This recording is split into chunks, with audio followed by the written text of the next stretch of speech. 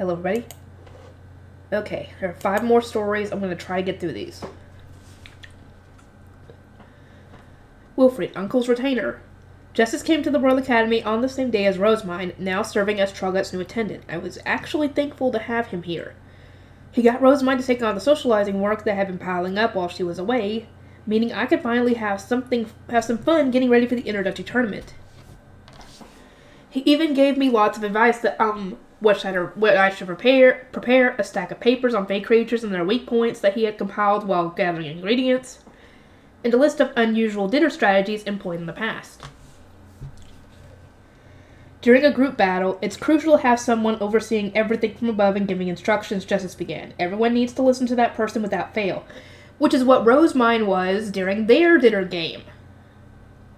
If anyone rushes forward on their own in an attempt to seize glory for themselves, the whole strategy falls apart. This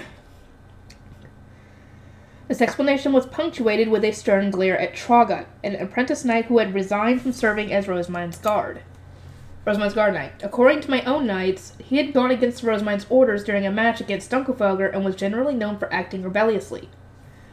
Many overheard Riarda's furious rants in the dormitory, and everyone knew that his resignation was actually him getting fired.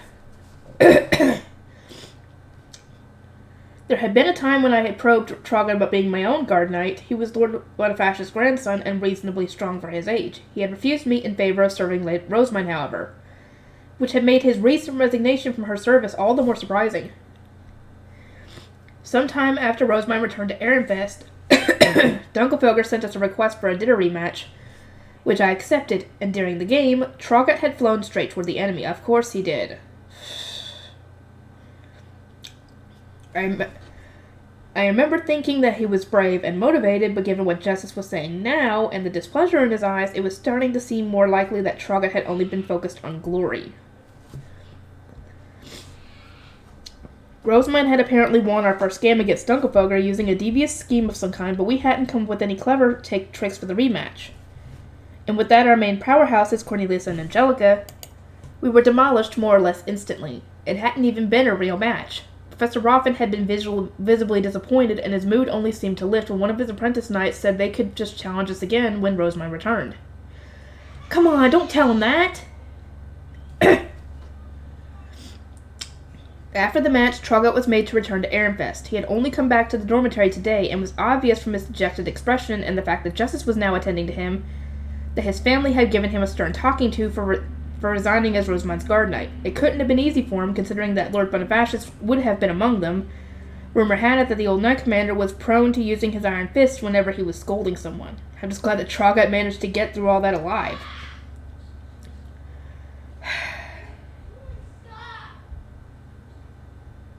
That reminded me, Rosemine had mentioned that Father and Uncle entrusted Justice with a lot of scholar work. I could imagine that he was going to struggle having to balance this while attending Trogut, but his help here was bound to be appreciated nonetheless. Hold on. Okay, just making sure that was recording. For a second I was like, did I hit the button? Our dormitory supervisor, Professor Herscher, couldn't be relied on for anything after all. Justice, I heard that Professor Herscher is planning to publish research on the large shoe mills in the library. Will that be alright, I said.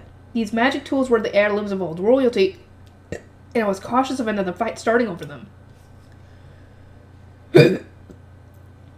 Back when Rosemine had first become their master, my instinct had been to tell her that she should give them up, that the library had managed well enough without them. However, after seeing how invested she was in the library and the joy on Professor Solange's face, the words had stuck in my throat. It was then and there that we had lost the best way to keep Rosemine from causing incidents. And that brings us here to this mess. I think all of my problems began with those shoe mills, to be honest.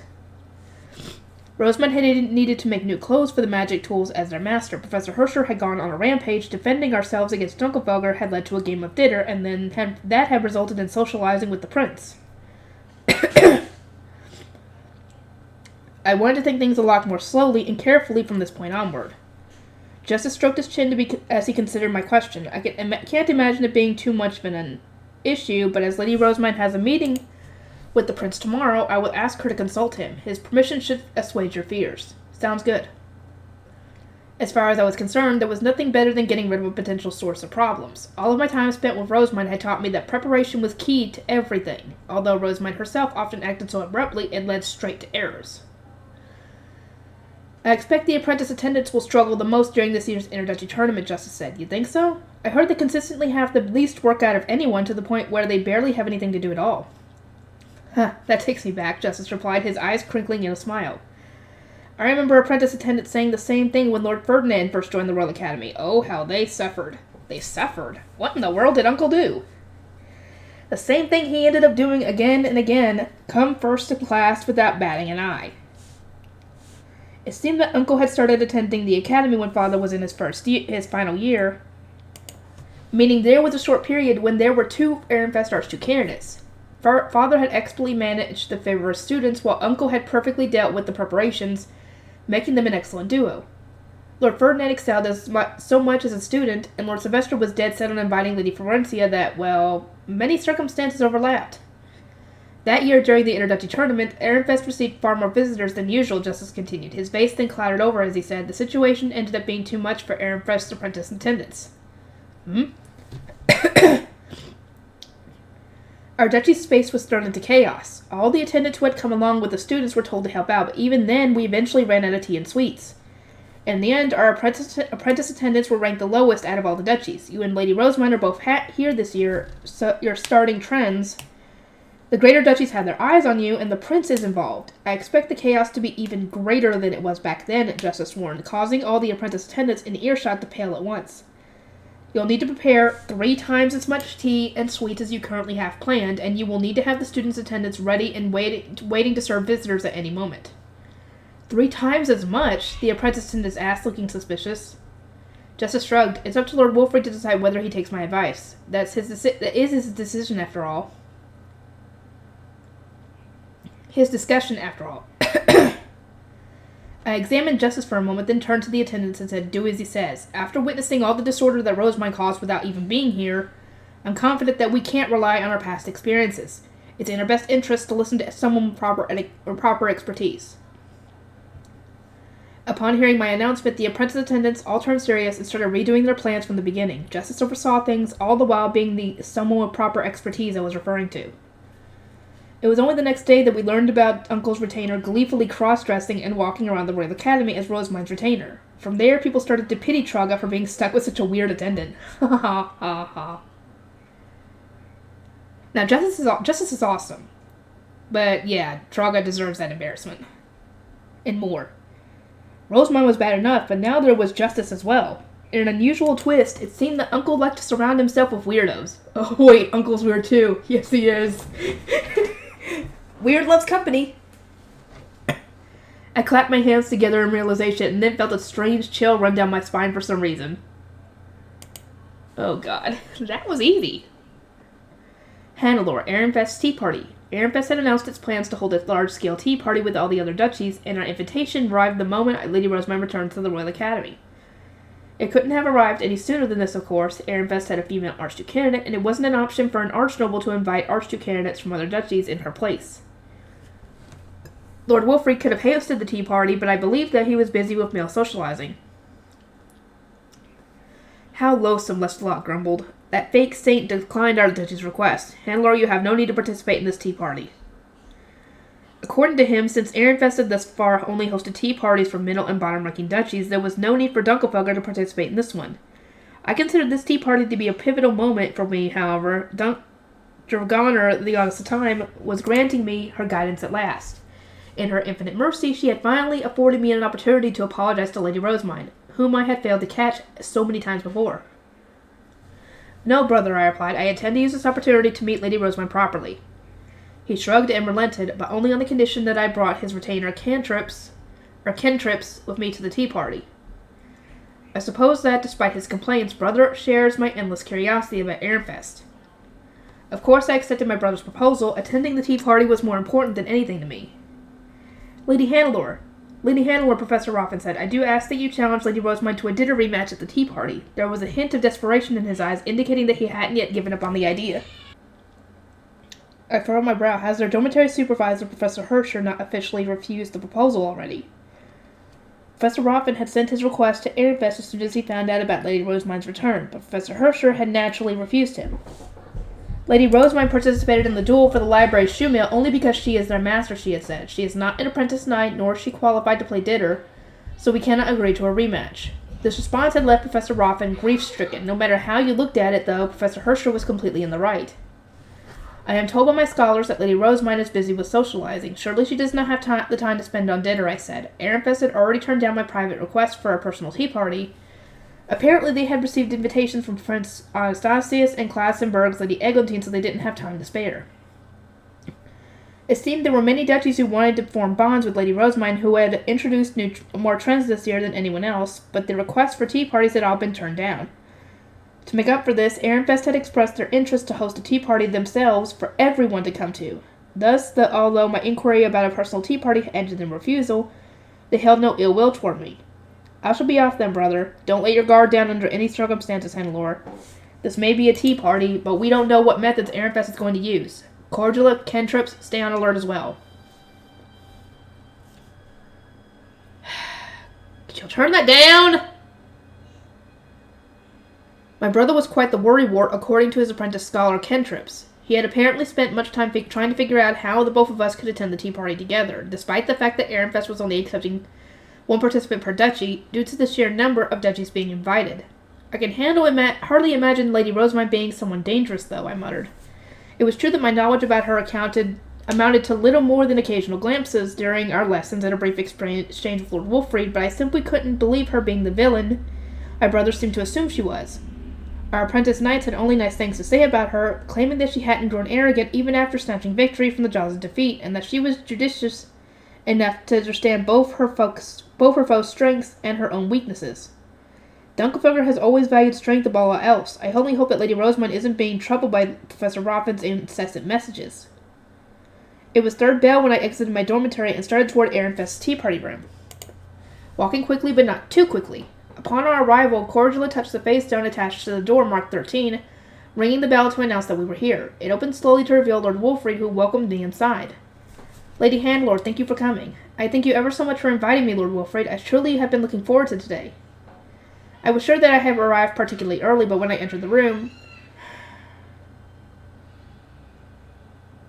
I saw that Lady Detlinde was already sitting in her chair. I then noticed Lady Rosemine, who was speaking to Lord Rudiger of Frembeltag. You would consider me a relative, despite the fact I am adopted, Lord Rudiger, Lady Rosemine asked. I wish to be as friendly as possible, he replied. Oh, how nice, Lord Rudiger, he has it. Being able to speak with Lady Rosemine so freely and whenever he wants, if only that were me. Lady Rosemine is busy, I see. I will greet her later, I said, sighing as my unfortunate timing inconvenienced me once again. I was guided to my seat by Lord Wolfried, after which Lady Detlinde greeted us with a smile. I had already invited Lady Detlinde to many tea parties this year. She was an Archduke candidate from the Greater Duchy of Ehrenbach, a beautiful young woman with distinctive green eyes and fluffy golden hair. I understood that she was currently struggling with the fact that there were few boys her age and of a similar monolevel who were willing to marry into Ehrenbach. Being in a position where one must become the next Archduchess is surely difficult indeed. I had never even thought about becoming Dunkelfeger's next Archduchess. There wasn't a doubt in my mind that my brother would find an ideal partner from another duchy to support him. Father had mentioned that, with my poor timing and lack of confidence, it was highly unlikely that I would ever be married to royalty. Josh, shut up! To be honest, this news had come as a tremendous relief. More and more visitors arrived as I continued my conversation with Lady Detlinde, including Lady Eglantine of Klassenberg. Lady Rosemine, I thank you ever so much for inviting me today. I am determined to introduce you to my other friends, Lady Eglantine said with a reciprocated smile. Her friends then gathered around Lady Rosemine, and I watched as they were introduced one by one. I could have socialized with Lady Eglantine as well, but there was no guarantee that she would treat me with kindness. During the recent Civil War, Dunkelfelger had joined Klassenberg in allying with the Fifth Prince, but Klassenberg received better treatment, though to being housing the former princess, Lady Eglantine, so there was a bit of tension between our duchies. Ehrenfest is neutral, however, so I remain hopeful Lord Wolfried did not shirk me. Y'all shut up! And they seem to be on good terms with Ehrenbach as well, so everything should be fine. And then it dawned on me. Ehrenfest was neutral. It was possible that Lady Rosemine was handling socializing with Klassenberg and their associates while Lord Wolfried dealt with Ehrenbach and Dunkelfelger. Oh, what an awful coincidence. For a moment, I unconsciously lowered my head, but I quickly stood straight up again. I couldn't risk appearing down at this tea party. Cordially, I wish to leave my seat for a moment, I said, then stood up and excused myself under the guise of using the restroom. Only once I was alone in a private bathroom did I let out a heavy sigh. I must not get depressed, the tea party has only just begun. Dunkelfelder could emulate Ehrenfest, having Lesterlock continue socializing with Ehrenbach and such while I socialized with neutral duchies. I resolved to apologize to Lady Rosemine today, and apologize to her I shall. As I made my way back to my seat, feeling invigorated, I saw Lady Rosemine distributing bottles to her friends. Kentrips whispered something to Cordula, having stayed behind to observe the tea party, as she squeezed her eyes shut. Did something happen, I asked. It seemed that your unfortunate timing had struck again, Cordula replied. According to Kentrips, Lady Rosemine stopped by to greet you while you were away. What have I done to make Dragana, the goddess of time, despise me so? I wondered. My newly strengthened spirit was on the verge of shattering once again. Lady Rosemine, what is in these jars? It smells ever so delightful. It is Rinsham, a liquid that brings out the glossiness in one's hair. I'm afraid there's a limited amount, so I'm distributing these jars only to my friends today. Oh my, are you not distributing them to Lord Wilfrid's friends as also, Lady Ditlinde asked, turning to the boy in question with wide eyes. You are both Archduke candidates of Ehrenfest. Lord Wilfrid shrugged as more eyes gathered on him. Well, it was Rosemine who created Rinsham in the first place, and unlike girls, I'm not too interested in glossy hair. I generally leave all matters related to beauty products to her.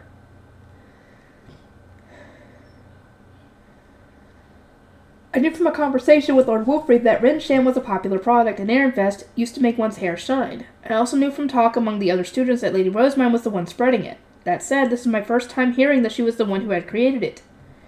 So Lady Rosemine is skilled at studying and dinner, and she's also the inventor of Rinsham. I couldn't believe my ears. She was beyond comparison to someone like me who struggled to maintain even a shred of the pride necessary for a greater duchy Archduke candidate. And as I said in the days, Lady Ditlinde began pleading with Lady Rosemine for Rinsham. So that means you'll be giving me Rinsham as well, yes, Lady Rosemine? Goodness, Lady Ditlinde, did Lady Rosemine not just say she is distributing them only to her friends? Lady Eglantine asked. She spoke with a soft smile, but there was no mistaking that she intended to chastise. I do not believe your words thus far have been friendly in the least. Her other friends who had received Rinsham nodded in agreement. It seemed that while I was absent, Lady Ditlinde had made some comments that weren't at all cordial.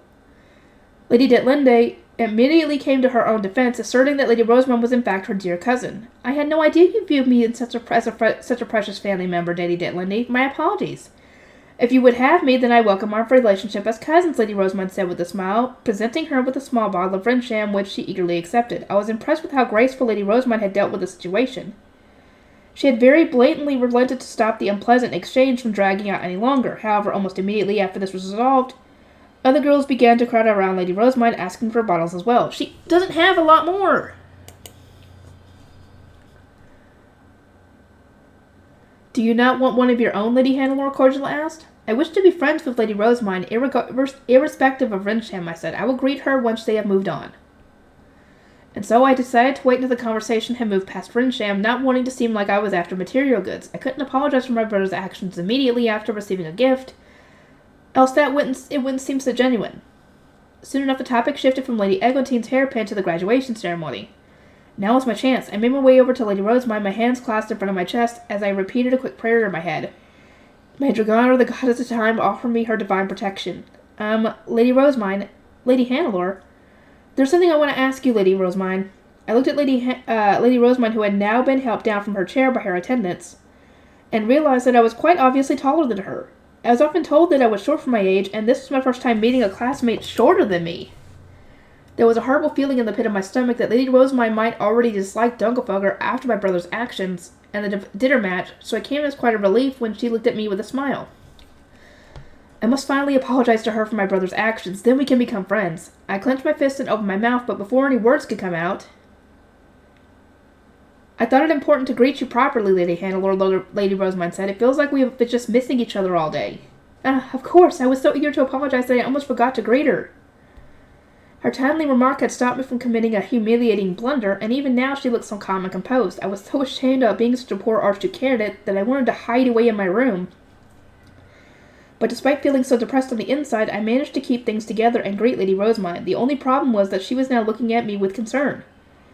Is this because Lady Rosemine noticed I completely forgot to greet her? All of a sudden, the thought crossed my mind that perhaps I had committed some other blunder. I glanced around the room and noticed that other students were watching me, curious to see if something was about to happen.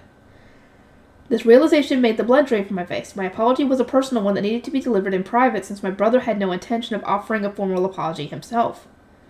In other words, it wasn't something that I could give when there were so many eyes on me. I wanted to speak to you about my brother, Lady Rosamine, but on second thought, this is not quite the place for it. I will save the matter for another time. At this rate, I might never get the chance to apologize. Perhaps I could just say, I apologize for the incident the other day and leave it at that. Either way, my intention was to become friends with Lady Rosamine. But what if she doesn't accept my friendship? That is not all, however. My heart was pounding in my chest, so I made my move nonetheless. I also wanted to ask if we could possibly be friends. Lady Hannelore, I am truly sorry, but we are out of jars to distribute. What? I asked, blinking in surprise at that unexpected answer. Lady Rosamine was glancing at her retainers, looking thoroughly troubled. Now it looks like I'm unreasonably demanding something that she already run out of. That wasn't my intention at all. Oh, what should I do? Why is this happening? I just wanted us to be friends. It seems that my attempt to avoid looking greedy had backfired completely. I couldn't help but lower my face and say, no, while feebly shaking my head. Lady Rosamine, I do believe Professor Solange mentioned that Lady Hannelore visits the library often, came a kind-sounding voice. Perhaps you could lend her one of your books as proof of your friendship? I gazed up with a start and saw that this suggestion had come from one of Lady Rosamine's attendants. Oh my, you are a lover of books, Lady Hannelore, Lady Rosamine exclaimed, looking up at me with a beaming smile that stood in stark contrast to her previous concerned expression. I certainly couldn't admit that this wasn't the case and that I had only visited the library to see the shoe mills and search for her. Oh. So she isn't a book lover. Oh no, the misunderstandings. Yes, well, I do not dislike them, I answered, and that alone was enough to make her cheeks flush red and her golden eyes sparkle. It was an expression that made it blindingly clear just how much Lady Rosamine adored books. Lady Hannelore, I have some night stories, but which would you prefer? Stories focused on romance or on fighting? Lady Rosamine asked. As an archduke candidate from Dunkelvogel, I presume the latter? I don't particularly care for either, but I suppose a romance story would be less painful to read? If I had to choose, I would say that I prefer stories about romance, I said. I will have it sent to you at once, then. I am quite happy to have made a book-loving friend, Lady Rosamine replied with a truly adorable smile. That, alongside the fact she was smaller than me, made me feel a bit like I was suddenly an older sister. She seemed to have marked me as a fellow bookworm, but that's fine. At least I've managed to become her friend. If she's going to lend me a book as proof of our friendship, then perhaps we could offer her one in return. I mean, books are very expensive. The fact that she's willing to lend us one might show how much she trusts us. We should give her one that indicates we feel the same way. In that case, I'll lend you a book of my own in return. What would you be interested in, Lady Rosamine? I adore all books, but I would especially like to read stories about knights or romance that are rich with Dunkelvogel culture, Lady Rosamine said after a moment spent in thought. That wide, overjoyed smile on her face seemed far more sincere than the one she had worn while managing the tea party, and it made her look a lot more her age. I will get it to you as soon as possible. I am so glad that we can be friends, Lady Rosamine, I said, taking her tiny hands and squeezing them. She squeezed mine in return. Uh-oh. I'm glad to be your friend as well, Lady Hannelore. Oh. Lady Rosamine paused, and then suddenly collapsed. Here we go. Why did she collapse at the tea party? Oh my god, poor Hannelore is freaking out. She had dropped to the floor like a puppet, without strings, the moment we gripped hands, and it came so abruptly that I was dragged down with her. I sat there unsure of what had just happened when I saw the sight before me. No! Rosamine! Lord Wolfrid shouted. Lord Wolfrid, handle the rest here. I will take Milady back to her room. Lady Rosamine's attendant said. She noted that this was something of a common occurrence, then picked up the unconscious Lady Rosamine and started toward the dormitory. As a stir ran through the attendees, Lord Wolfrid and those of the Ehrenfest dormitory explained that Lady Rosamine was of weak constitution and collapsed often. Did it happen because I took her hands? I stammered. Not at all, Lady Hannelore, Lord Wolfrid replied. Rosamine had just sat sickly. I never thought this would happen. I just wished to be friends with Lady Rosamine. This truly isn't a major incident. When I first met her, Lord Wolfrid went on to describe how Lady Rosamine had collapsed when he tried running around with her on her baptism. How she had fallen unconscious when hit with the snowballs, how the blood had drained from the faces of the knights, and so on.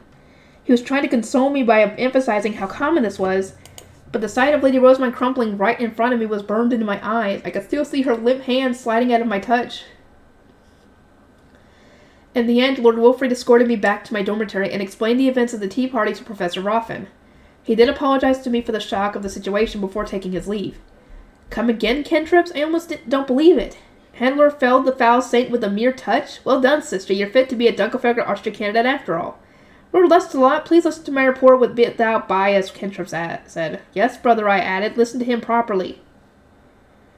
Unfortunately, despite my angry interjections, Lestalot continued saying that I had felled the saint.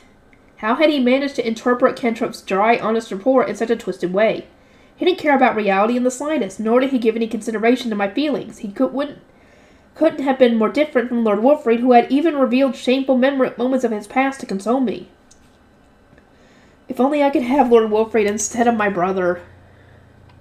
Poor Handler. Okay. Ortwin, the Drawankel siblings. Lord Ortwin, Lady Adolphine has called for you, an apprentice scholar said, delivering a message. I grimaced. Isn't this a bit early?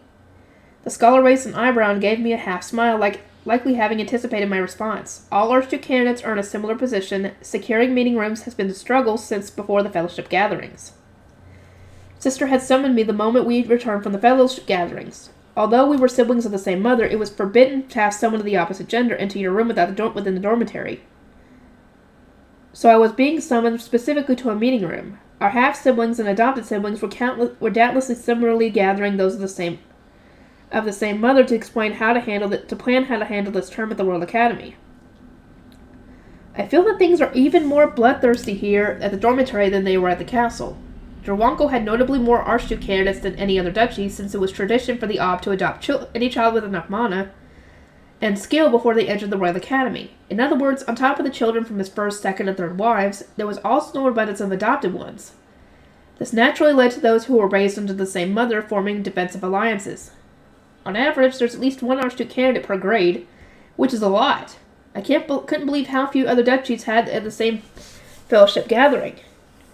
The majority of Archduke candidates, adopted or otherwise, aimed to one day become the Ob, because why not? There was no reason for them to waste such a golden opportunity. For an Archduke candidate to be established as the next Ob, however, they needed some impressive achievements under their belt. To that end, many dedicated themselves to their studies and research in an attempt to invent new magic tools.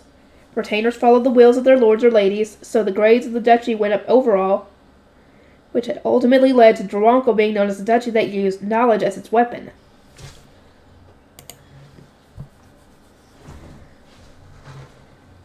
I'm aiming to come first in class, so my biggest enemy here will probably be Lady Hannelore of Dunkelfelder. The battle for the seat of Ob was said to be harsher in Drawankel than any other duchy, so why were even more children being adopted into the Archducal family? The answer had to do with the educational philosophy that reigned in Jürgenschmidt. Archduke candidates studied a different course from other nobles, specially designed to help them properly rule their land. An Ob of the past had decided that this knowledge would also prove important to those who became Giebs. Those who were educated as Archduke candidates became Giebs, but in Drawankel the title wasn't passed down hereditarily like it was in other duchies. The children of Giebs would ultimately be prioritized to become a Gieb themselves if they were adopted by the Ob and managed to graduate, but those who weren't worthy of adoption wouldn't automatically receive the title. I don't know whether to describe that as harsh or just tension-inducing. At the very least, Drawankel wasn't a duchy where one could be complacent. This was so true, in fact, that some Archducal family members went out of their way to be adopted by an archnoble following their graduation so they could move to the comparatively more relaxing sovereignty and focus on their research. There's Professor Gundolf, for example, our dormitory supervisor. He was the current Ob's uncle, and one of only two people in the dormitory whom I couldn't defy. The other was my sister, which was why I had no choice but to trudge over to the meeting room when summoned. Still, where did this feeling that I can't go against my sister come from? Was it implanted in me from birth? Upon entering the meeting room, I found my sister in the middle of a very serious-looking conversation with the retainers, touching her wavy wine-red hair all the while. I sensed that she was going to say something truly bothersome and was struck with the urge to turn around on the spot, but I stood my ground nonetheless. After being summoned and coming all this way, I couldn't just leave without saying a word. No, I had another idea. One that would be even more bothersome than whatever she was about to say. For now, I decided to speak in a low voice, hoping that she wouldn't hear She wouldn't hear me. You called, sister, I whispered. My intention was to leave if she didn't notice me, but notice me she did. Your voice is as weak as ever, she said as she gestured me over. I could tell from her tone that she intended to chastise me, but there was a distinct sparkle in her amber eyes. You saw it, didn't you, Ortwin? The hairpins and glossy hair of those Ehrenfest girls, they must intend to push those as trends this term. Don't you agree? It seemed that my sister was completely enchanted, but I couldn't say that I was particularly interested myself. I did want to know what they were using for their hair and what the product was made of, but only out of curiosity. I wasn't passionate about it like she was. To be honest, I think improving rejuvenation potions is a lot more interesting. Ferdinand would agree. I kept this thought to myself, of course. I never voiced my dissent in situations like this because it would only make my sister emotional and 10 times more unreasonable. From there, she had a tendency to entangle me with a web of words. Now, stay alert, Ortwin. If you slack too much, you may be beaten by that Ehrenfest Archduke candidate. You know that their written grades have been climbing steadily for some time now, correct? Ehrenfest? Beating me? I sassed. Not the girl from Dunkelfelger. Sister was giving me a teasing smirk, but it wasn't at all in good taste. I was a Drawankel Archduke candidate. I couldn't imagine losing to someone from the 13th Frank Duchy, even if it did have a somewhat skilled Archduke candidate or two. Well, however unlikely it is for you to lose to Ehrenfest, do whatever it takes to beat Lady Hannelore of Dunkelfelger. You will need to propose to her eventually, and it will be quite awkward for you to have worse grades than you did when you do, Adolphine said, thrusting a pointer finger in my way. Huh? I couldn't believe what I was hearing. I was well aware that Lady Hannelore was my greatest rival when it came to coming first in class, but not once had I thought about proposing to her. Had my sister hit her head or something? Lady Hannelore is the child of her duchy's first wife, so if you can get in with her, you are all but guaranteed to become the next Ob, she explained. Drawankel was the third-ranked duchy, with the only two ranked above it being Dunkelfelger and Klassenburg. Lady Eglantine was already set to marry royalty, meaning there was no chance of an engagement with any of my half-brothers. My sister was convinced that Lady Hannelore was the best candidate for getting me into the Ob seat. But I have no intention of becoming the Ob, I said with a glare, not wanting her to decide whom I could marry. She wasn't my father, after all. I find research more enjoyable anyway. Oh my, Adolphine blinked several times curious, but it has already been decided that I must marry either Prince Sigiswald or Prince Anastasius, whomever Lady Eglantine does not choose, no? That leaves you to become the Ob. I could not rest easy if one of our half-brothers came to rule the duchy instead. I cannot count on them to support me. You just want me at your beck and call, even after I'm the Ob. I don't think so. Thank you, Ortwin. You finally actually have some sense of your own.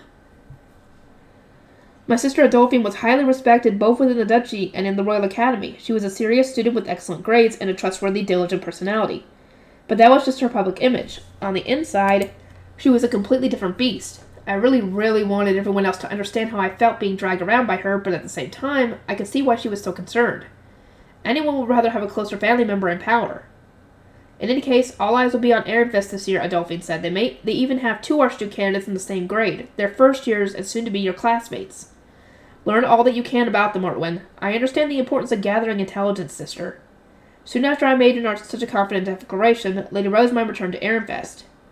My head spun when I overheard Lord Wolfried and Lady Hannelore talking about it during class. Lady Rosamine had produced so many things that were bound to become future trends, only to return home as soon as she finished her classes. What kind of Archduke candidate did that? The hairpins and glossy hair stuff were supposed to be marketed to girls, right? Then why does she go home? If she wants to be the next Ob as an adopted daughter, this is her best chance. I was so confused that I started to panic internally. It was said that adopted children struggled to become Obs in Ehrenfest, so perhaps Lady Rosamine had been instructed to give all the credit for her achievements to Lord Wolfried, the biological son of the Archduke. No, wait, if that was the case, she would have been told to get middling grades as well. Hold on, I remember hearing that Lord Ferdinand, the genius of Ehrenfest, came first in class every single year, despite not wanting to be the next Ob. I thought back to the man whom Professor Gundolf called the lonely genius created by overwhelming misfortune. He was a savant of sorts who had produced new magic tools one after another but had no mother to speak of, and had been despised by his Ob's first wife. Apparently his genius was born precisely because he had nowhere in his home duchy to rest easy. I'm getting distracted. Calm down, me. Right now I needed to focus on how to get intelligence from Ehrenfest. My sister had told me to learn more about the duchy, but she hadn't said that I needed to befriend Lady Rosamine in particular. Ehrenfest had another Archduke candidate, Lord Wolfried. I could bond with him and get intelligence that way. Lady Rosamine was on another level, having managed to pass almost every class and practical lesson she was attending on the first day, but Lord Wolfried wasn't so bad either. especially considering his duchy's rank. He had finished his mind control class before anyone, and was coming up with trends that were easily adoptable, such as making staffs with crests. The drivable high beasts that Lady Rosemine introduced are groundbreaking without a doubt, but they require so much mana that not everyone can use them. Of the two Ehrenfest Archduke candidates, Lord Wolfrey seemed like the easier choice to befriend.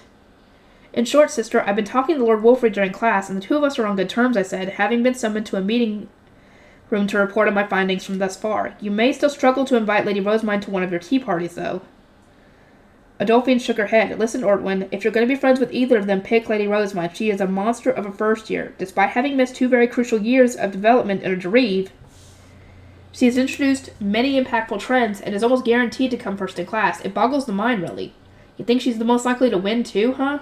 Doesn't come as much as a surprise, does it? I doubted my hearing when Professor Gundolf mentioned her scores. How can a child know so much? She's Ferdinand's disciple. What do you expect, lady? Adolphine was blinking her amber eyes in surprise as she recalled the memory, but I had accepted the reality of my situation long ago. As things stood, I couldn't believe that anyone expected me to come first in class. Lady Rosemond was simply unrivaled. During lessons, her answers to questions were founded not in what she had been taught thus far as to what her professors sought from her, but in her own personal experiences. Not to be contrarian to the academic system, but because she knew no better responses. Perhaps it was fate that the disciple of a genius would be a genius herself? The fact that you acknowledge her extraordinary intelligence makes this easier, my sister said. I cannot imagine it being a struggle for you to marry a girl from Ehrenfest. And would she not make for the most stimulating partner, regardless of whether you wish to become the ob or focus on her research? Stimulating? I guess trying to figure her out is pretty interesting. I wasn't entirely sure what my sister meant, but I had an idea. Lydia Rosemond was abnormal in more than a few ways. It was hard to describe, but it almost felt like she was from an entirely different world from everyone else. Like what she saw and felt were rooted in something incomparable to what the rest of us were used to. Oh, you have no idea how right you are. Because I couldn't understand what Lady Rosemond was thinking or why she acted as she did, she just seemed uncanny. She was less stimulating and more just kind of creepy. She returned to her home duchy before I got the chance to speak with her personally, I said, but I will consider taking action next year, if I feel like it. Lord Wolfrey seems to be attending various tea parties, but he is primarily socializing with Dunkelfelger and Ehrenbach, correct? Adolphine asked. That will limit the intelligence we can gather for some time. It was true that Lord Wolfrey was only socializing with duchies aligned with Dunkelfelger and Ehrenbach, as those were duchies with weak connections to Drwonkel. My sister was unable to attend. Perhaps we could invite him to a Drwonkel tea party now that you've made friends with him in class, Adolphine pondered aloud. We can't do that, can we? I sent him an invitation to play Gwenin just yesterday in the name of gathering our fellow first-year male literature candidates together to practice before socializing begins. So far, the replies have been positive, but there are only 4 of us. Would you like to join me, my sister? Sorry. Gwenin was a version of Ditter played on a board. It was very popular during male socializing events, but it was enjoyed by female Archduke candidates as well, since it was essential for future obs to understand reports regarding their duchy's defenses and the plans in their knight's order. Incidentally, my sister beat me consistently. Perhaps there was a trend where the worse your personality was, the better you were at Ditter. I will refrain, Adolphine replied, albeit after a hesitant pause. When men play Gwenin, they always end up focusing more on the game than on exchanging information. It is a boorish way of wasted time, not to mention you are playing with first years, too. Their boyish hearts will surely be crushed if a woman like me dominated them and ground them into dust. I would rather not wound them so. Wow, wait, is my sister actually being considered a male pride? She's refraining from grinding the others into dust? Wow, I don't think I've ever seen this side of her. I'll focus on having tea parties with Lady Eglantine, Adolphine concluded. That will be much more productive. Ah, I'm pretty sure Lady Rosemond had a tea party with Lady Eglantine before returning to Ehrenfest, I said, conveying what I had heard from my scholars. Perhaps meeting with Klassenberg would indeed be faster. Adolphine gave a curt nod, having already known this. According to Lady Eglantine, though, Lady Rosemond left so soon she socialized with Prince Anastasius as well. Really? I didn't know that. Oh, speaking of which, something seems to have happened between Lady Rosemond and Dunkelfelger. Lady Hannelore was hinting at it recently. I was feeling a bit defiant after being shown up by my sister. Ortwin, Adolphine said, a glint in her amber eyes. Lady Rosemond has socialized to some degree with Klassenberg, Dunkelfelger, and even members of royalty. Do you care to explain why nothing has happened between her and Drwonkel, perhaps? Are you trying to say this is my fault? chill ran down my spine. Her tone had suddenly darkened, and she was now twisting her hair around her finger in a show of annoyance. This wasn't good at all. There was one thought in my mind. Prince Anastasius and Lady Eglantine socialized with her despite being of a higher grade, so is this not your fault too? But I dared not say it aloud. I could only imagine what she would do to me. I will ask Lord Wolfried to negotiate with his Ob about having Lady Rosamund return post-haste, such that we may hold the tea party with her, I said to my sister. This way, while Lord Wolfried and I played Gwynedd, she and Lady Rosamund could discuss trends. Adolphine thought for a moment, then sighed and nodded. Ehrenfest has been serving never-before-seen sweets during tea parties. You could at least learn more about them, or even bring some back with you, no? Right, I said. I will suggest that he brings sweets with him to Gwynedd. My request for Ehrenfest to bring sweets had only been made to cool my sister's anger, but in any case I succeeded in getting some pound cake brought to our game of Gwynedd. I had informed my attendant ahead of time to save some for my sister, and when my socializing was over, I called Adolphine into a meeting room for a small tea party. She looked over the sweets from various angles, then picked up her cutlery. It certainly has a rustic look to it, she said. According to Wilfred, it is served with cream, honey, and fruit during tea parties, such that one can eat it while their preferred flavors. Lady Adolphine, we can prepare the honey and cream at once, one of my sister's attendants said considerately. Adolphine nodded curtly and asked them to do just that, then turned her attention back to me. Still, to think you and Lord Wolfried became so close after just one game of Gwynedd. You said that was all it took for you to speak frankly and address each other without formality, she said. I paused. I certainly couldn't reveal that we had bonded over our mutual exhaustion from attending tea parties with girls, or in my case, with one girl in particular. I quite enjoy Gwynedd when I can actually win, I eventually said. Not to mention, it was not just Wilfrid. I also became friends with Lord Conradin of Gospedal and Lord David of Lindenthal. Whenever I played with Adolphine, the outcome was always the same, my inevitable defeat. At least against Wilfrid, I could normally win as long as I didn't let my guard down. David was considerably easier to beat, to the point where I hadn't lost a single game against him, but Conradin was more complicated. I won against him, but I felt that he was letting me win. Maybe he didn't want to stick out too much since he was the son of a third wife? Pay close attention so that you can detect whether he is simply appeasing you, my sister warned when I explained the situation. Our conversation was cut short with a plate neatly decorated with cream and honey was placed before her, and she immediately took a bite of the provided pound cake. My, this is rustic no more. And as far as the taste, not bad in the least. I feel confident in saying that I prefer this to Ehrenbach's balls of sugar. Nice. According to Wilfrid, Lady Rosamund is a gourmand when it comes to delicious food. She has her personal chefs experimenting with new recipes almost all the time.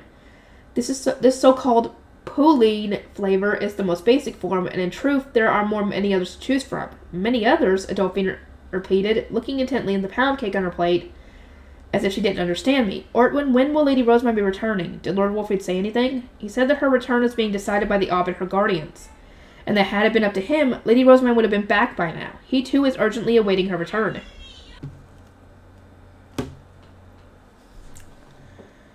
Wolfried was receiving more invitations than he could deal with, and the army of girls wanting to know more about Ehrenfest hairpins was only continuing to grow. I didn't envy him at all. In fact, he had my utmost sympathy, having to promote trends for girls originally meant to be promoted by a female Archduke candidate all on his own. Just what is Ob Ehrenfest thinking? My sister wondered aloud. How does he gain from not spreading trends at such a crucial moment when everyone is interested in them? If marketing them truly is his intention, he has no choice but to return Lady Rosamund swiftly, or otherwise have Lord Wilfrid play a more active role in tea parties. I shall convey your thoughts to Wilfrid as a warning from a top-ranking duchy. Perhaps Ob Ehrenfest might then reconsider his position, I replied, thinking back to my conversation with Wilfrid. He had kept saying he wanted Lady Rosamund to return, but he didn't seem too enthusiastic about it. Rosamund causes problems even when she's not here, he had said, a distant look in his eyes, and who knows what disaster she'll inevitably cause when she comes back. I understand how Father feels. At the time, I hadn't understood what would drive him to say that, but it turned out that Lady Rosamund stirred the pot more often than one would imagine from someone with her youthful appearance.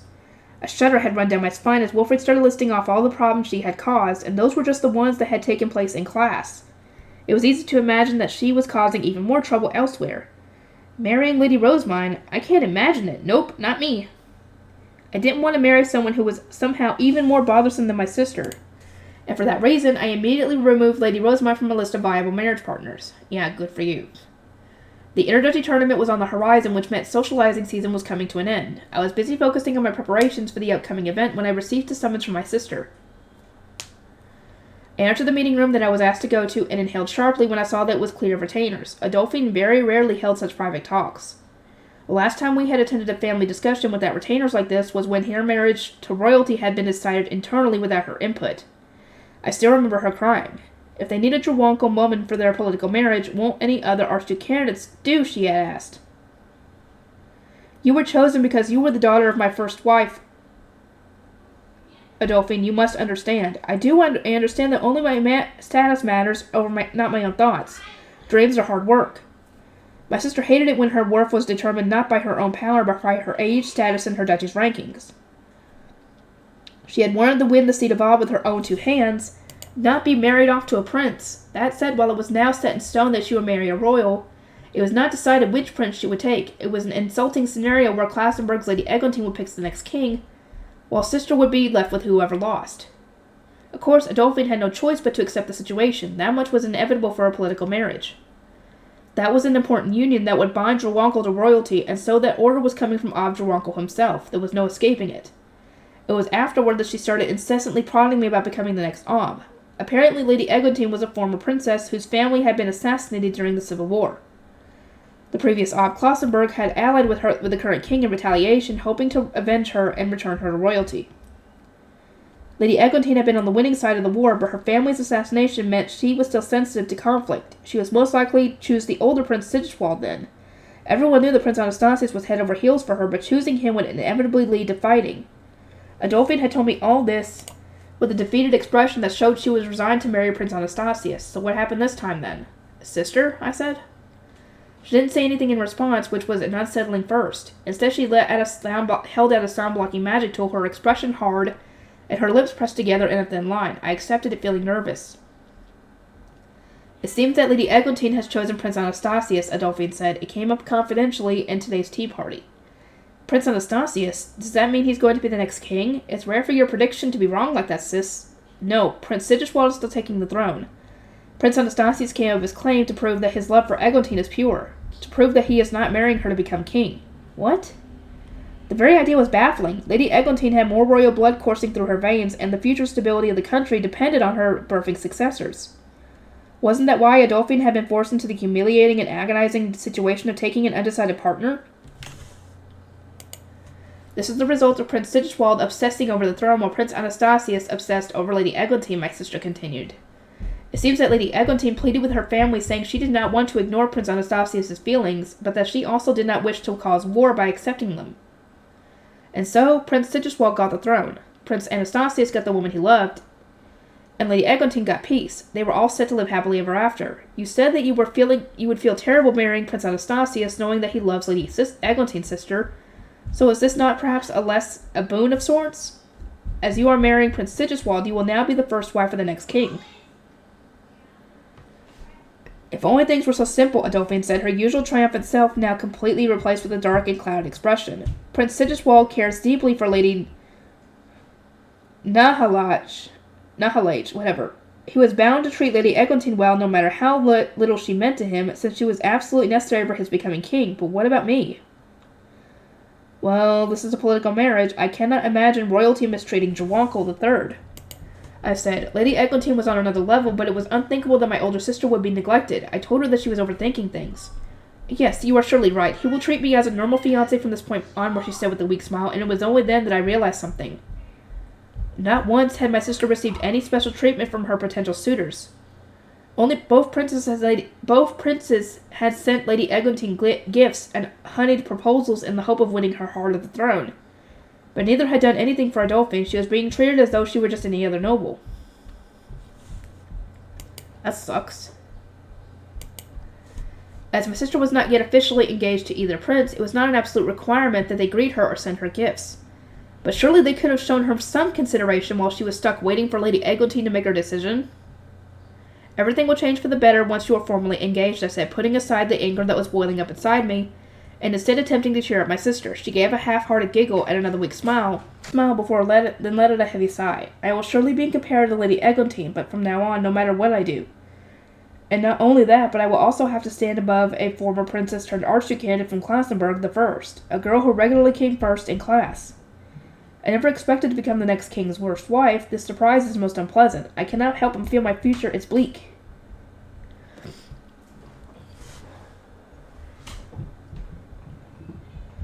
Had the position instead gone to Lady Eglantine, then Adolphine would have no qualms about supporting her. It was the same thing she had always done for propping up Klassenburg the First. However, these expected roles were now in reverse, with Adolphine being the next king's first wife, and Lady Eglantine being the first wife of a regular prince. I could only imagine the immediate immense pressure that my sister was feeling. I will aid you in any way I can, I mumbled. The words had escaped me without a second thought when I saw how caught up my sister was in thoughts about her future. Lord Ortwin, a summons from Lady Adolphine, a scholar announced. She is waiting in the usual meeting room. Ah, she's back from Ehrenfest's tea party already, I replied, standing up at once. That was fast. Lady Rosamund had returned to the Royal Academy right at the end of socializing season. I had wondered what she would do since she didn't have the time to hold many tea parties, and it turned out she had decided to roll them all into one and host a single tea party that all duchies were invited to. This gathering had taken place today. I wanted to attend myself, but my sister had snapped up the single Dronkel seat before anyone else got the chance. The other Archduke candidates had all come at her with their claws out, but she had made no move to relinquish her grip on the opportunity. She even said that it would benefit the duchy most for a future royal such as herself to attend. An important part of the tea party is going to be Lady Eglantine introducing her, since they have a personal connection. Rumor was that Lady Rosamund had also used her time to respond to invitations from Prince Anastasius and Lady Eglantine. Many were dying to know why both of them thought speaking to the young Ehrenfest girl was so important. She must have done something for them to value her so much. You seem to be in a good mood, sister. I assume you would be gone for longer, I said upon finding Adolphine waiting for me, her expression the complete opposite of what I had seen previously. She was sniffing the contents of a jar with a broad smile across her face. Lady Rosamund fell unconscious during the tea party, Adolphine explained, so it was brought to an erupting early close. What? I couldn't even understand what might make someone collapse midway through a tea party. All one had to do was sit and talk. What was so draining about this that woman would faint? She is so weak and sickly that I now see why Ehrenfest was so hesitant about returning her to the Royal Academy, my sister said. Those of Ehrenfest carried her away with noticeably practiced movements, indicating that this is a common occurrence back in their home duchy. They had their hands quite full consoling the disturbed guest as well. She collapsed right in front of Lady Hannelore, who turned so pale that I honestly felt sympathy for her. Yeah, the blood would drain from my face, too. If not dealt with correctly, such an incident could result in an introductory scandal and an inquiry into whether it counted as an attempted assassination. Wilfrid had been completely right in saying that Lady Rosamund's return would only lead to even more problems. Now I'm glad I didn't go in the end. Yeah. I didn't want to endure such a stressful-sounding tea party. My heart was way too sensitive, unlike that of my sister, who was busy summarizing the whole experience as a tremendous positive. Grimace if you must, Ortwin, but it was a truly stimulating tea party. I tasted many different kinds of pound cake and succeeded in securing some rinsham. Adolphine thrust the jar into my hands with a cackle. Rinsham was a liquid that made one's hair glossy, apparently, and was to be used when washing one's hair in the bath. I peered inside the jar and saw a somewhat thick white liquid that smelled of apple sage. I imagine there are many other smells of this as well, I said. Indeed, she mentioned that she had prepared bottles of the kind she gave to Lady Eglantine before. First pound cake, now rinsham. It seemed that Lady Rosamund wasn't the type of person who was satisfied with just one type of something. It would probably be easier to deduce how the product was made if we compared the kinds that were available. I put a drop of the rinse on my finger, smelled it, and then smeared it around with my thumb. I could already tell that it contained a lot of oil. Some kind of soap, maybe? Research that and make something of the same kind, Orwin. Oh, great. Freaking trying to reverse engineer it. What? I wish to have some of my own. You are curious as well, and would it not be delightful to produce this in our own duchy? You will no doubt end up one step closer to coming first in class next year. My sister's tone made it clear that she wasn't going to accept no for an answer. I gazed up and saw that she was pointing a declarative finger at me, a clear indicator that she considered this an order, not a request. I'm not sure reproducing this has anything to do with my grades, I said. Giving you such a delightful research topic is my way of showing my love for you as your older sister. Do your best, dear brother, she replied. Then she left without a warning, having said all that she wanted to say. She had opted to leave the jar with me, of course. I don't want love like that. I never should have worried about you in the first place. Poor Ortwin, and great, is he going to do that and they're going to freaking rip off the rinsham? And this is why they told you not to give things like that to people. That's what they told you.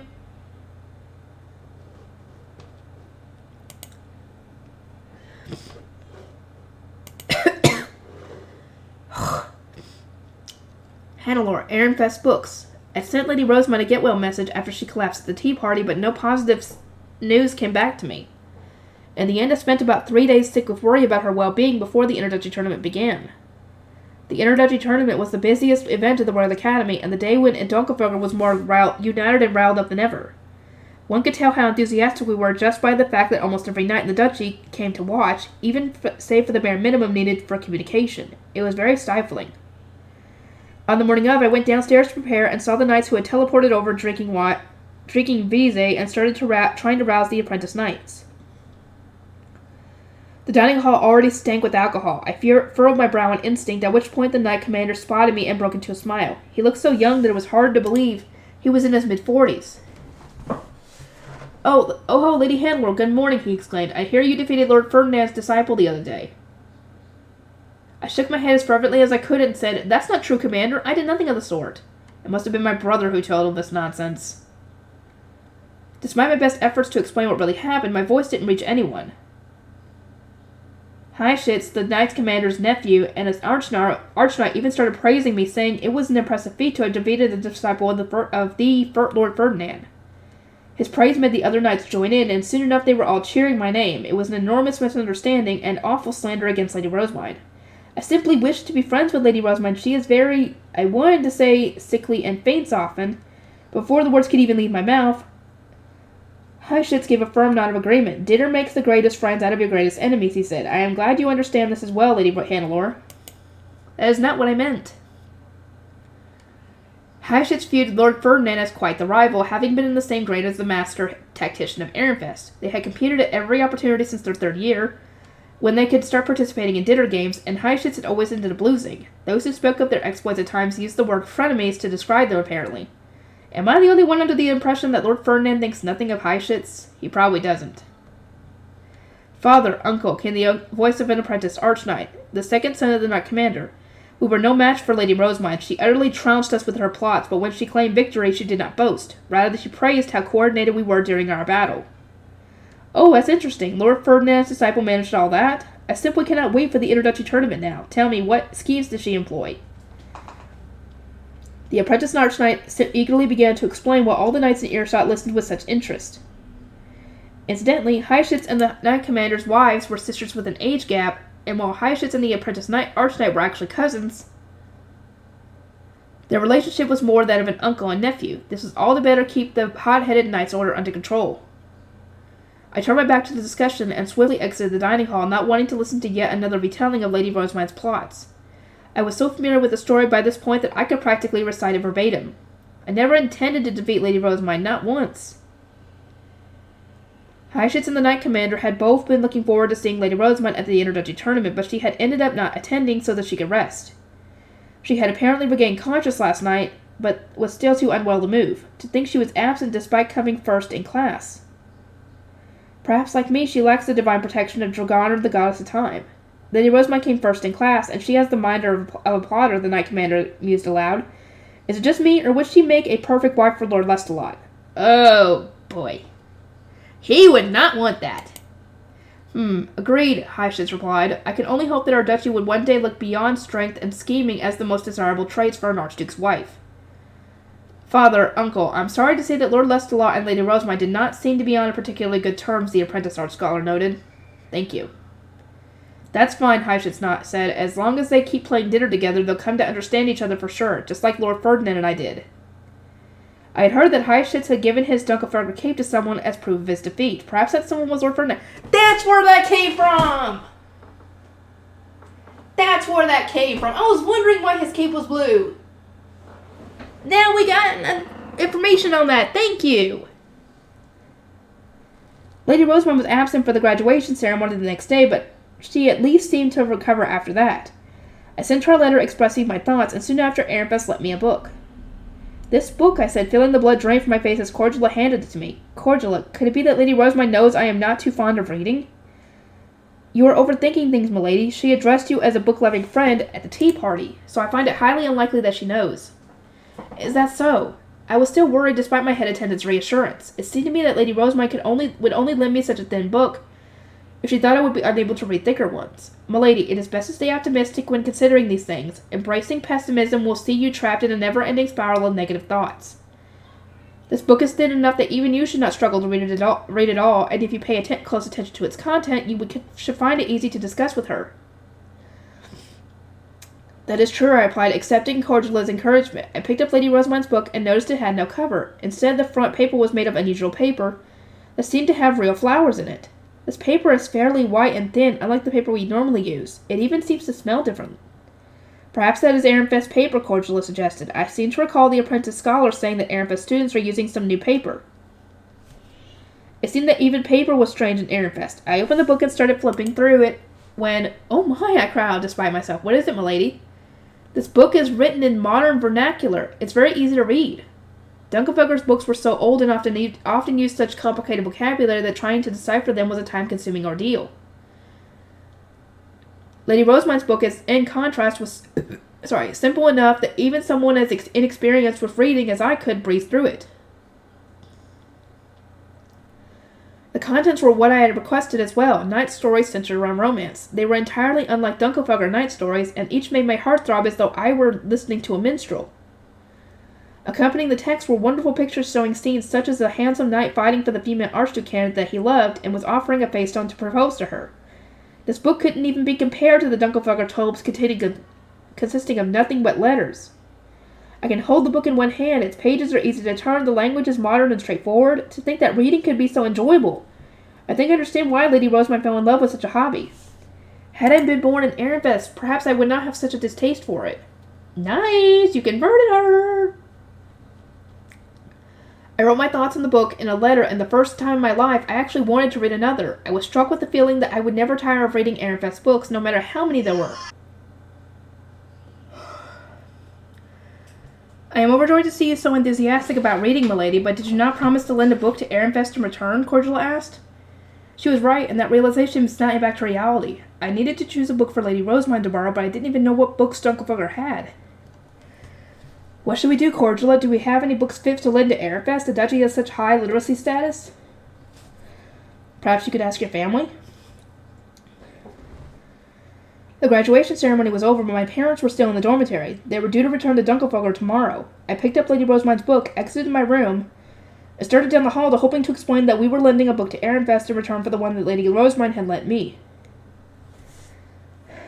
Dunkelfegger was a duchy that prioritized practicality above all else, so our dormitory and council were sparsely decorated.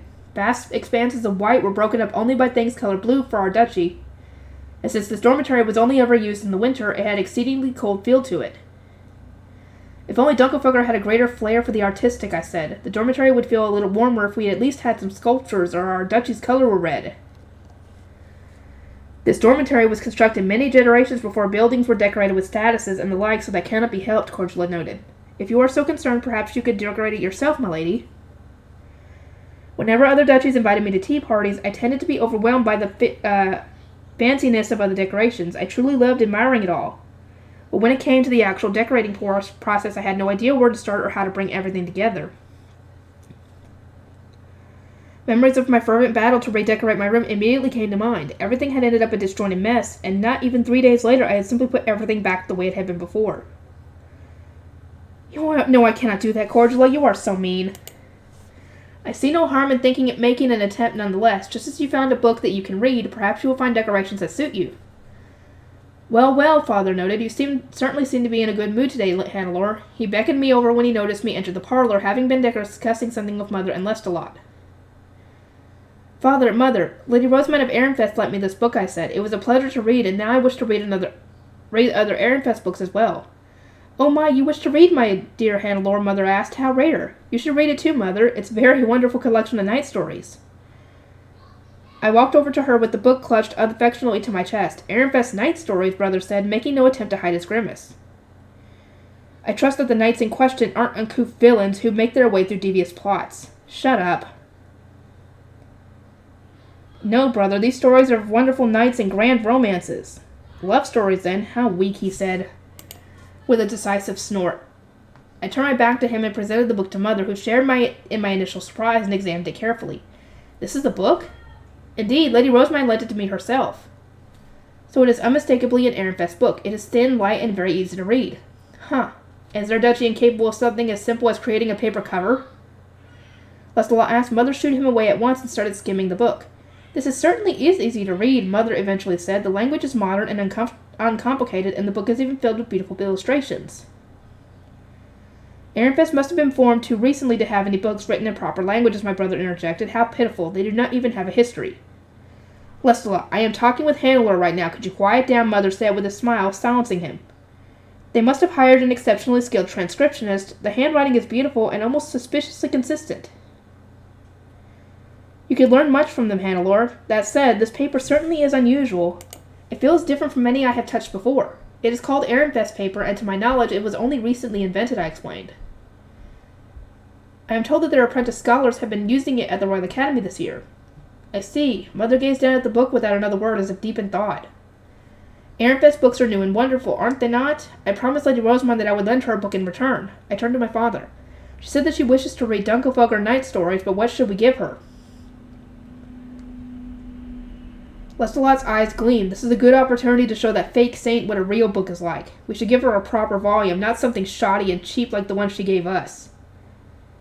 Father paused for a moment to contemplate. If this Ehrenfest Archduke candidate enjoys knightly tales, I do believe I have just the book for her. Truly, Father, I exclaimed. Dunkelfelger was a duchy filled with strong knights, so we were second to none when it came to night stories. If my father, the Archduke himself, was recommending a book, then it was surely perfect. The next day, Father returned to Dunkelfelger and then sent a large single-volume book back through the teleporter. It was so massive that Lady Rosamond would struggle just to open the cover, and if she was not careful, it was likely to crush her. What is Father thinking? I compared this thick tome, which was pretty much a history textbook, to Lady Rosamond's book. There was a wooden tag resting atop the cover of ours, which Cordula picked up and read.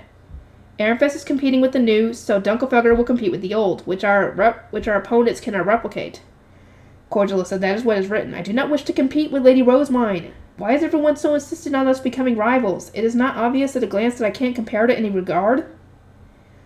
Lady Rosamond came first in class. We aren't even on the same level. Everyone around me seems to be brimming with excitement, but I merely slumped my shoulders. Feeling thoroughly upset, I resigned myself to giving Lady Rosamond this enormous book. Of course, for me, this was easier said than done. Everyone from Ehrenfest had already returned to their duchy, and the door to their dormitory was now completely closed off. My scholars asked whether we could entrust our tome to one of the remaining Ehrenfest guards, but I weakly shook my head. Valuable, expensive books needed to be delivered in person, not passed through intermediaries. Perhaps we could give them the book at the Royal Academy next year, Cordula suggested. Lady Rosamond was the one to fall ill, so you will surely not be criticized for failing to deliver it. I suppose. Do not be so down, my lady. Your timing was simply unfortunate. She was trying to console me, but I couldn't help but sigh. I agreed to give Lady Rosamond a book in return, but she has already left. Why must my timing always be so pitiable? In the end, I asked Cordula to put the book and a letter in a large locked box needed to store valuable books. Never in my wildest dreams did it occur to me that Father would happen across both prior to the Archduke conference and give them to Ob Ehrenfest without consulting me. Okay, the last one.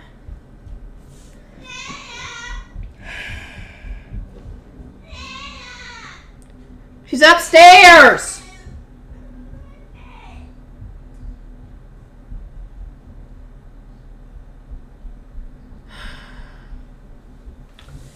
I just wanted to finish this. Is that so wrong? Solange, closed stack archives and the old diaries. Several days had passed since the graduation ceremony's conclusion. Once the students had all returned to their duchies, and the Royal Academy was mostly empty, the library received almost no visitors. That didn't mean while I was without work. However, after finishing breakfast, I brought Sorts and Weiss to my office and started operating various magic tools. I could feel a gentle smile playing on my lips just from watching their ears flop around. This year truly was a fun one, thanks to Lady Rosamond, I mused aloud. My life here had changed drastically thanks to that book-loving Archduke candidate from Ehrenfest. Sorts and Weiss had been given life once again, and then there was the tea party held in my office. I was also the first one to hear a new song dedicated to Mestinora. Not even pleading with the royal family directly about the state of the library had convinced them to assign more arch-noble librarians here. It was unfortunate, but just having the opportunity to ask them was a big change for me. What work, Solange? Same as yesterday? Lady Rosamond had prepared Faystone filled with mana for me, which would allow me to stay with Schwartz and Weiss over until next winter. I nodded at them both and smiled, then opened the door to the reading room. The bookcases of the reading room were packed with neatly lined up books, a sight I still wasn't quite accustomed to. My usual routine had been to forlornly browse the half-empty shelf for books that I knew were missing, and then send letters of complaint to the dormitory supervisors of the duchies that had taken them out. This year, however, things were completely different. It is thanks to Lord Ferdinand that so many documents were returned. Now that Schwartz and Weiss were operational again, their master, Lady Rosamond, had used them to produce a list of those who had overdue books, then had Lord Ferdinand send ordinances pressing for their return. This had proven so effective that this library had temporarily descended into a state of chaos, as students came running with books clutched in their chests. This mayhem had only been temporary, however. Soon after Lady Rosamond gleefully volunteered to help, the students had started to behave themselves. Archduke candidates were exceedingly powerful authority figures in the Royal Academy, since they were afforded opportunities to speak to the Obs of other duchies, and the offending students didn't want to risk getting in even more trouble. They were already in hot water for failing to return their books, and in some cases removing them from the library without permission. This year, the two shoemills helped me check that all the books were on the right places, and that we weren't missing anything. Because they had information of all the available resources, the whole process was completed dozens of times faster than I was used to, if not even quicker than that. First floor finished. Time for second, Solange. We will take care of the second floor in the autumn, I said. Now the students were gone, the professors could immerse themselves in their research. They would start accessing the second floor documents on a more regular basis, so I tended to hold off on organizing them until autumn before the school term began. I asked that you two clean the corrals. Once that is done, we will check the closed stacks archives. Goodness, how many years have passed since I last did that? It was heartwarming to know that I finally had the time to do these things. I went to fetch the key from the office, and when I returned, the door to the reading room creaked open. Solange, I should like you to find some documents for me, said the visitor. Oh my, Professor Fraulein, good evening. It is rare to see you here this late. What documents do you require? Fraulein was a professor of the Scholar course, where she taught gathering information, taxonomy, and the like. Oh, so Rosemine's going to have to deal with her. Oh, great! That's just perfect.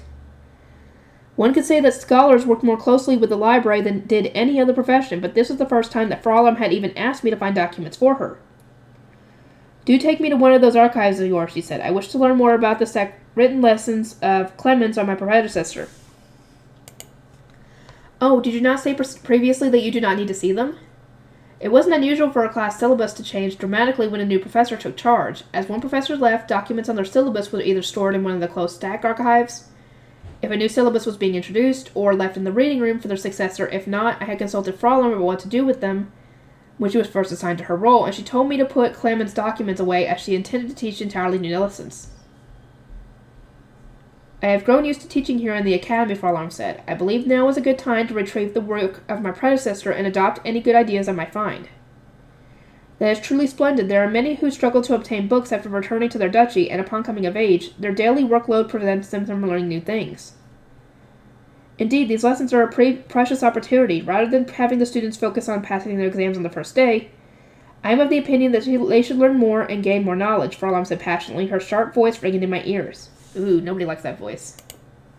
I could agree with her position that it was in the students' best interest to learn as much as they could while in the Royal Academy. The content taught prior to the Civil War was seen by the elderly as common sense, but it was no longer being covered in lessons. The younger generations were more or less oblivious to it.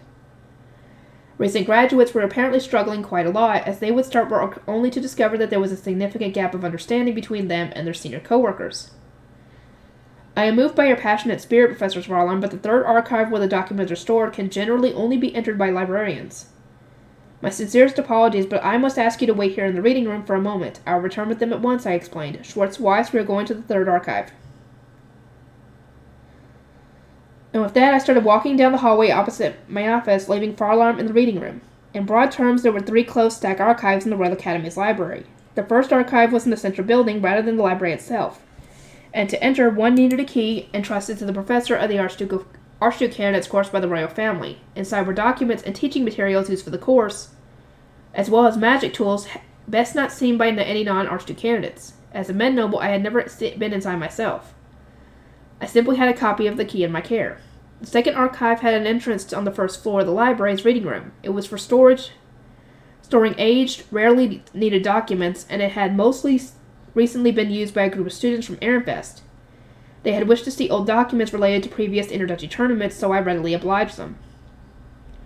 Students could enter this archive if accompanied by a librarian, but at the back was a door to another archive that only archnoble librarians could enter. Records of members of royalty having used it as well. Last of all was the third archive, my current destination. At the end of the hallway was a wall engraved in Shitsaria's likeness. I opened up the face-stone part at the center of her shield to reveal a keyhole, then stuck the key inside and turned it to reveal a door. The room beyond was an empty white space containing a teleportation circle. Only Schwartz and Weiss could operate it.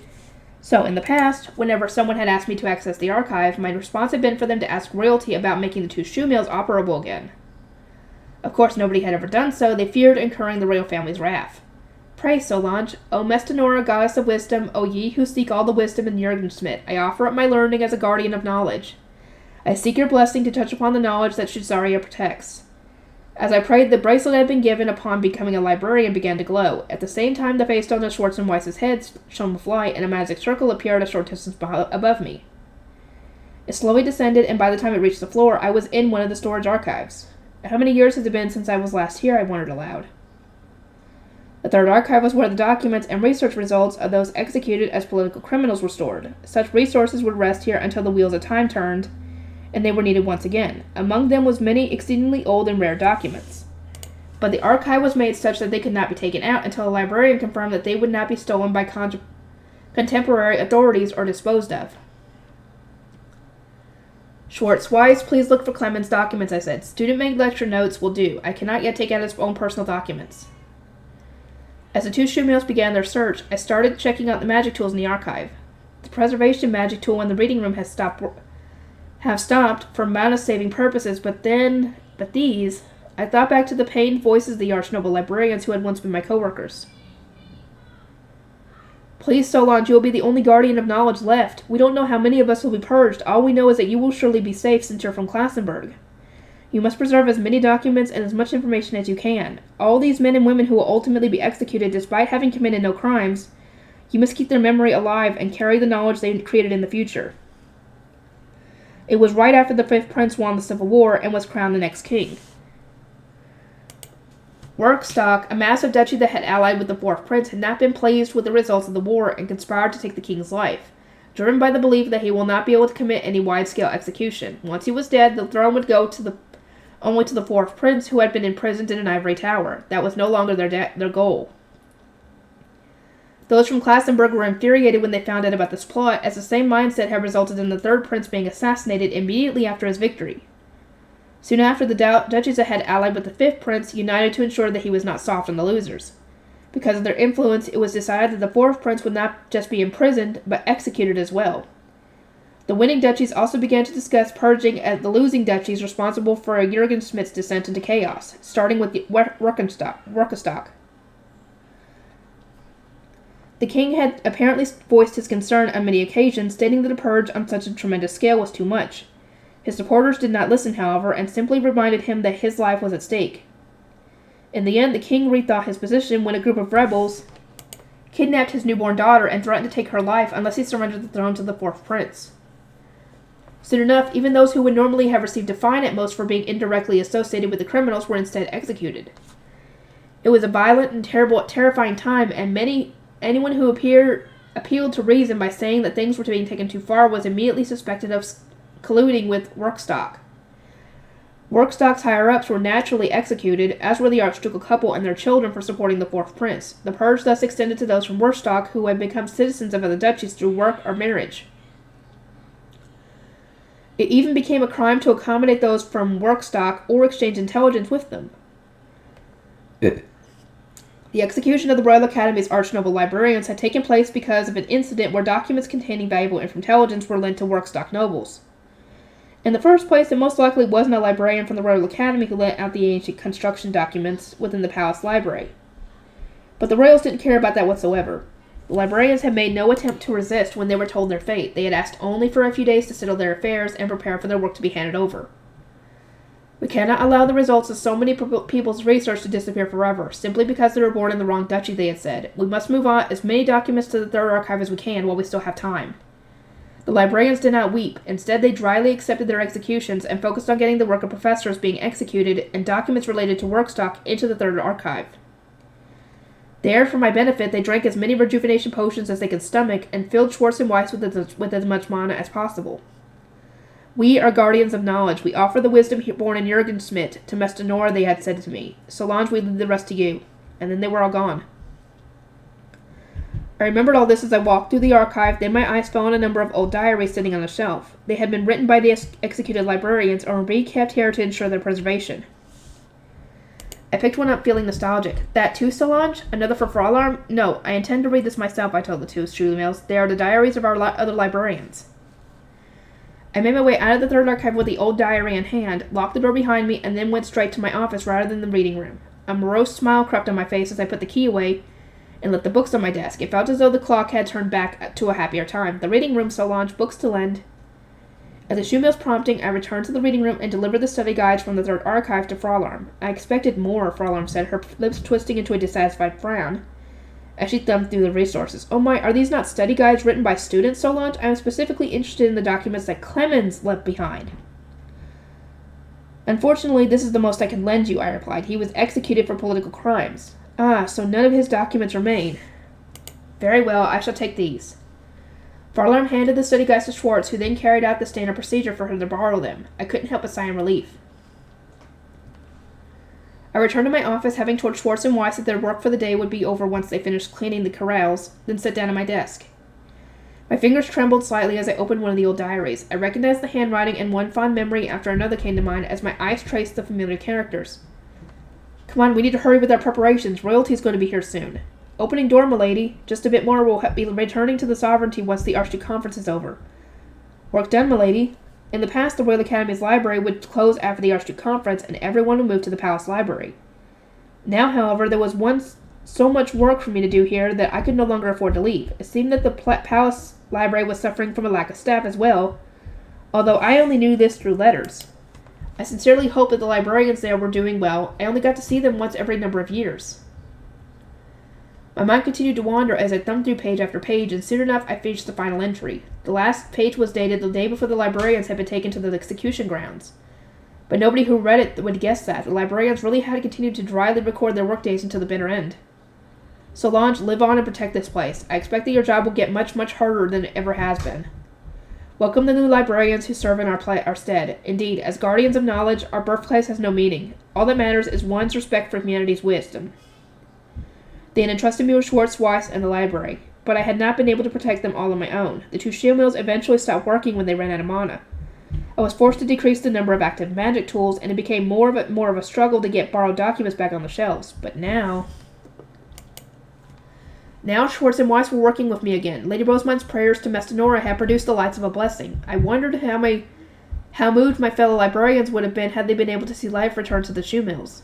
Everyone, I am doing well, I said, speaking to the diary. I am still alive, but no librarians have come to serve in your place. Of course, there was no response. Finished, Solange. Done for the day. Schwartz and Weiss returned to my office after cleaning the corrals. I welcomed them as I closed the old diary, which they stared at quizzically and with their heads tilted. For milady? Reading? For milady writing? They recognized the diary as something for librarians to write in, so they must have determined that I was giving it to Lady Rosemine for her to make her own memories. I giggled and shook my head. No, I simply thought that I might like for her to read it. Perhaps I can allow her to borrow it during a tea party at the library next year. Lady Rosemine said that she wishes to become a librarian so that she would surely enjoy reading about their daily lives. I wanted someone to share these memories with, if only for a brief moment. The strength of these feelings had driven me to voice my intentions, and although I was mostly talking to myself, Schwartz and Weiss began to eagerly hop around. Milady loves books. Milady very pleased. Having received the shoe mill's approval, I decided that I would give Lady Rosemine the diary to read. I opened a locked drawer, stored the book inside, and then took out a face stone filled with her mana. Schwartz, Weiss, let me supply you with mana. May these peaceful days last as long as they can. Aww. They are so cute.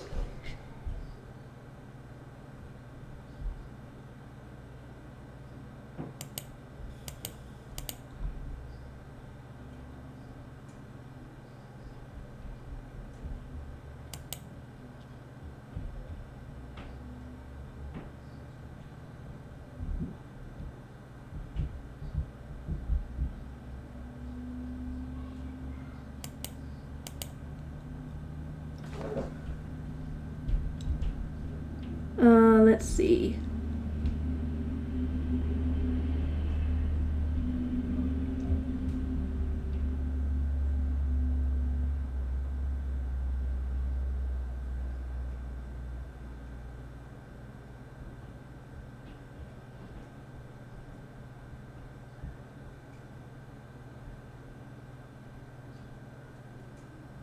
Oh boy.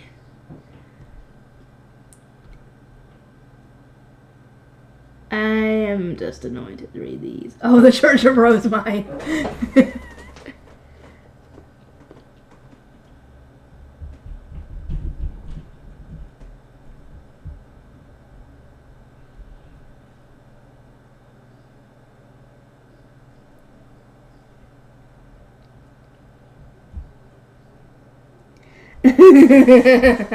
Oh, dear Lord Hartman, you're putting this all way out of perspective here. Okay, I will get to work on editing this one, and I will see you all on the next one.